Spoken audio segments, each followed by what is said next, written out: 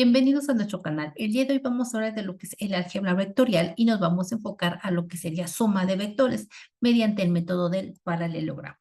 Este método del paralelogramo pues es un procedimiento que se utiliza para obtener la resultante de dos vectores que se encuentran separados por un ángulo cualquiera. Necesitamos para este método trabajar o recordar lo que es la ley de cosenos. ¿Para qué? Para calcular la magnitud, la cual me dice que la resultante es igual a la raíz cuadrada de a cuadrada más b cuadrada menos el doble producto de a por b por coseno del ángulo. A y b, ¿quiénes van a ser? Van a ser nuestros vectores fuerza. El ángulo, ¿cómo lo calculo? Bueno, ese ángulo me dice que va a ser igual a 180 grados. Esta es la constante menos el ángulo mayor de uno de mis vectores menos el ángulo menor del segundo de mis vectores. Esto sería para la magnitud. Necesitamos calcular la dirección precisamente también de la resultante. ¿Cómo lo voy a trabajar? Mediante la ley de senos. Puedo trabajar la ley de senos. Aquí acuérdense, aquí hay una igualdad. Puedo trabajar R con B, B con A o R con A. Eso cada quien lo puede definir. Puedo trabajar esta ley de senos o puedo trabajar nuestra función trigonométrica que me dice la tangente del ángulo es igual a la cateto opuesto sobre cateto adyacente. Vamos entonces a ver qué me dice mi ejercicio. Obtén la resultante del siguiente sistema de vectores. Tengo ya mis coordenadas. Vamos a ver en qué cuadrante voy a trabajar. Tengo primero, me dicen un vector C que es igual a 25 newtons a 360 grados. Y un vector B, que sería de 40 newtons a 270 grados. Vemos que estoy trabajando un cuarto cuadrante. Necesito graficar o representar mi vector resultante. ¿Cómo lo voy a hacer? Recordemos, saco paralela de C y paralela de D. Va a haber un punto con estas paralelas donde se van a encontrar. ¿Qué vamos a hacer ahora? Del origen de nuestros ejes hacia ese punto donde se encuentra D y C, vamos a trazar mi vector resultante. Este sería mi vector resultante y además sabemos que tengo que calcular el ángulo. Por el ángulo que estoy trabajando o por la forma en cómo estamos trabajando las funciones, ¿qué va a pasar? Que vamos a calcular el ángulo con respecto a X, entre X y ese vector resultante. Bueno, entonces, ¿cómo calculamos ese vector resultante? Me dice primero la magnitud es igual a la raíz cuadrada de C cuadrada, que es mi primer vector, más D cuadrada, menos el doble producto de C por D por coseno del ángulo.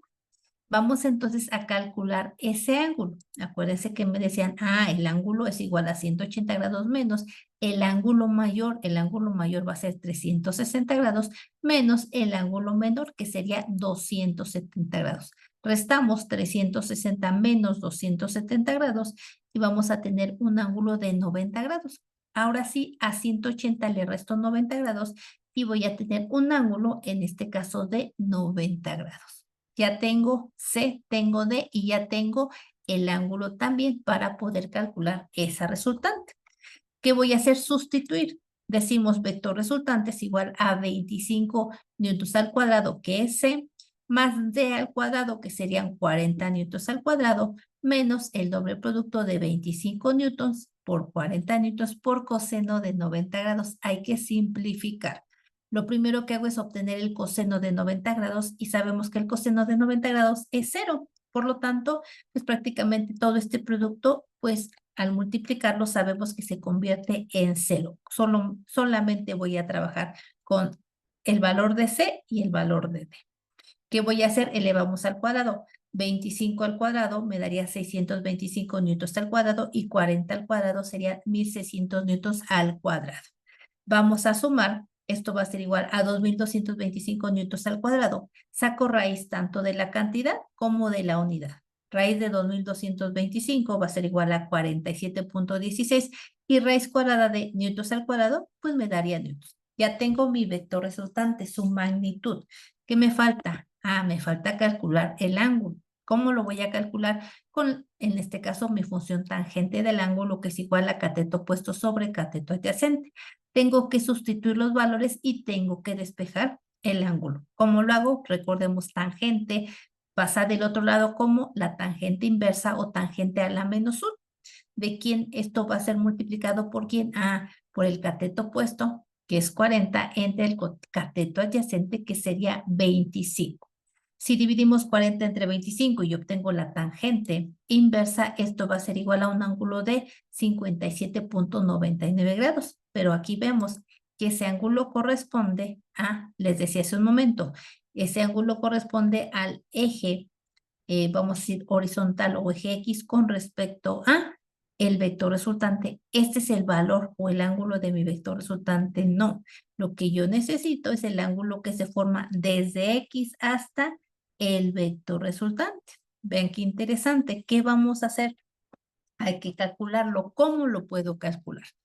Aquí voy a calcular, obtengo, o más bien ya tenemos el valor de este ángulo. Ajá. Y también, en este caso, sabemos que este ángulo es de 270 grados y este ángulo, o más, si aquí se forma un 270 grados y acá se forma 360 grados.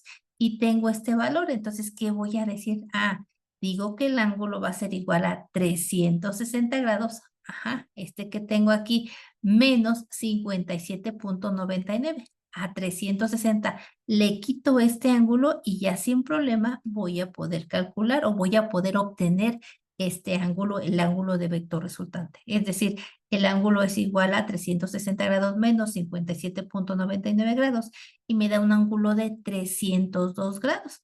Ahora sí, podemos decir que mi vector resultante es igual a 47.16 newtons a 302 grados.